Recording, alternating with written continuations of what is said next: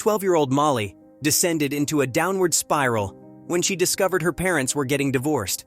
Her mother didn't worry too much about Molly's behavior until she went missing one day. Molly stared at her parents in shock. Tears blurred her vision of them sitting on opposite ends of the sofa, yet an inexplicable urge to laugh filled her chest. This had to be a joke after all, her parents couldn't be getting divorced. "Your father will be moving out tomorrow while you're at school," Mom continued. "Where am I going to live?" Molly looked at Dad. His face was lined with worry and sadness. Mom cut in before Dad could reply.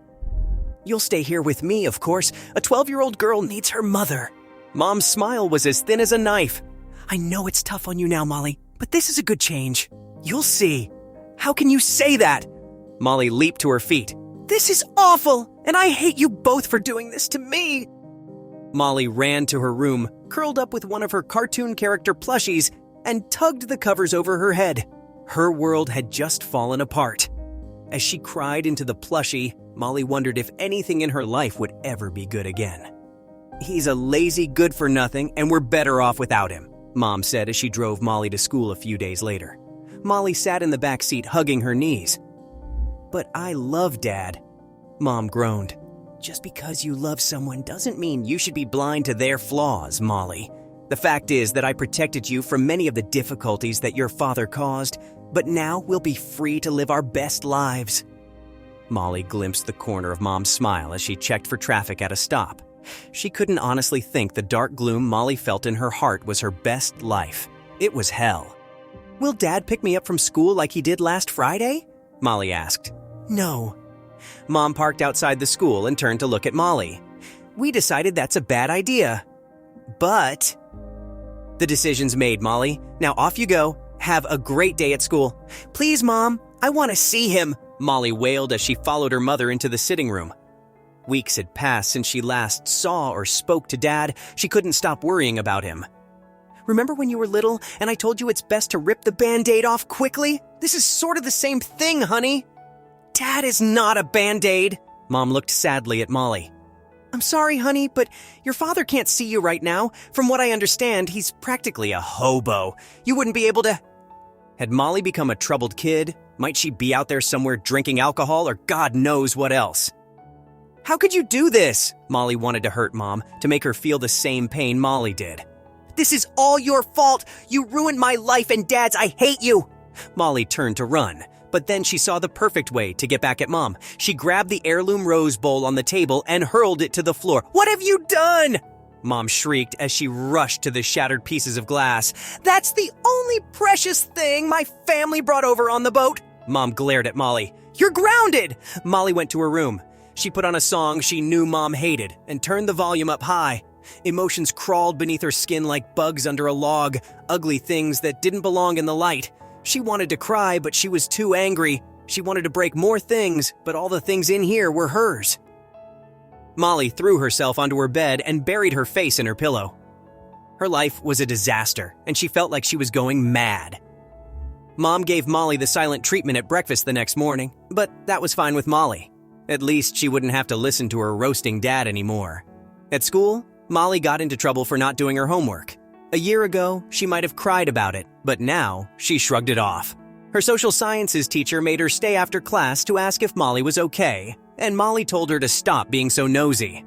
When the mean kids tried to pick on her at lunch, she pushed one of them to the floor, and their food spilled all over their clothes. Molly laughed at him. One of her friends asked why she was acting so strangely, and Molly told him to get lost. That day, Molly got more detentions than ever before, but she didn't care. In fact, it seemed to Molly like the rest of the world was finally starting to match the turbulence she felt inside. Then, a girl she knew approached Molly and told her something that changed everything. "Where do you think you're going?" Samantha set her hands on her hips and glared at Molly, who she just caught leaving the house. "I'm going to look for bugs in the woods unless you want me to get a D for this assignment?" Molly waved one of her school books at her. Samantha bit her lip. She was getting really tired of her daughter's bad attitude. "Fine, but I want you back by 5, any later, and..."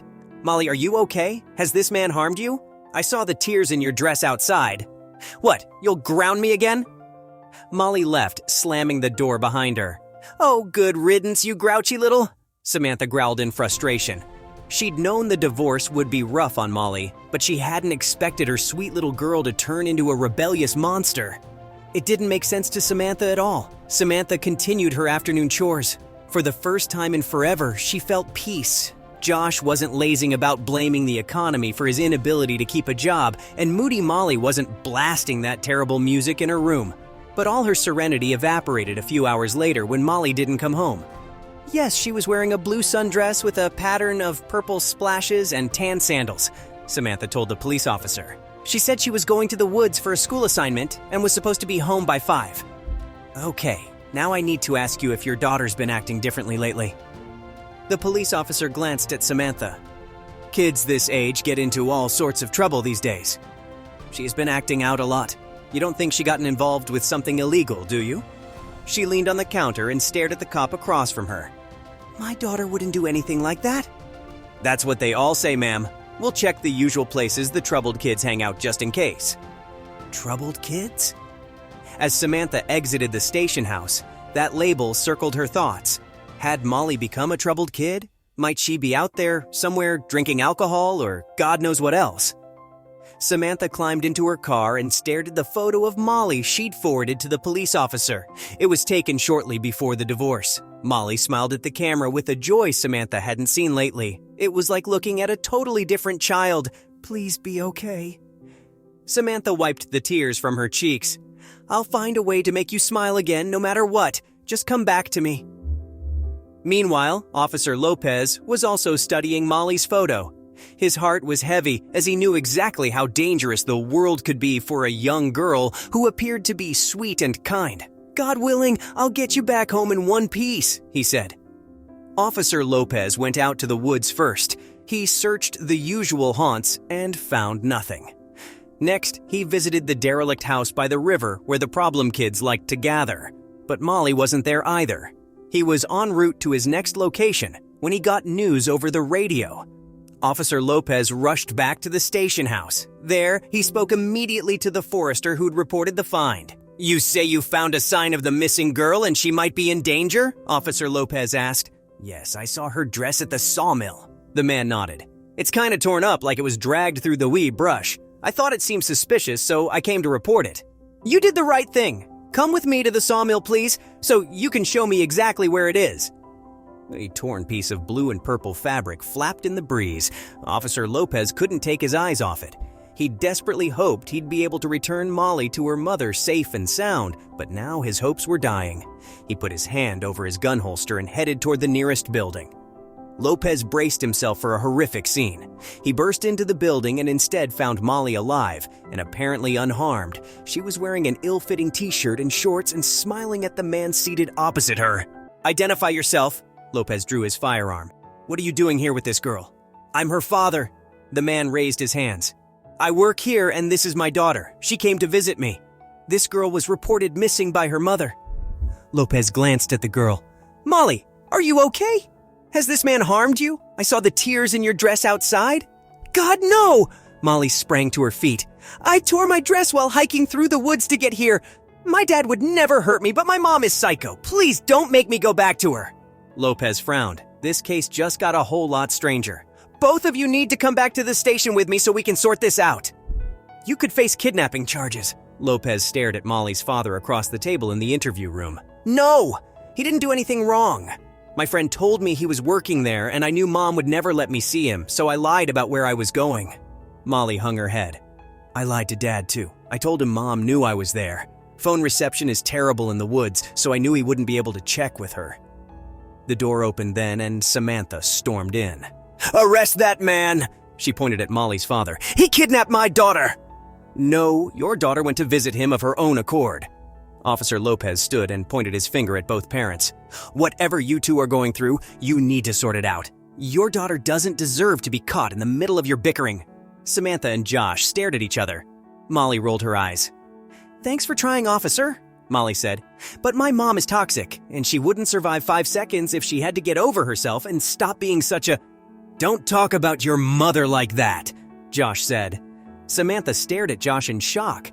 He'd stood up for her. She remembered all the bad things she'd said about him, and a sick sense of guilt coiled in her belly. She realized now that the reason Molly wasn't handling the divorce well was because she wasn't dealing with it in a healthy way. "Thanks, Josh, but Molly has a point." Samantha looked at her daughter. "I've exposed you to all my anger and been unfair about letting you see your father." "Yeah, you have." Molly crossed her arms and watched her mother warily. "But I'm going to put a stop to that now. I think we could benefit from family counseling. What do you think, Josh?" Josh smiled. "I'll do whatever it takes, Sam." The next day, Samantha booked a session with a therapist. Over the following months, she and Josh learned how to be effective co-parents, even though they were divorced. It took a little longer for Molly to overcome the pain she'd carried since the divorce, but soon she returned to the bright, joyful person she'd always been.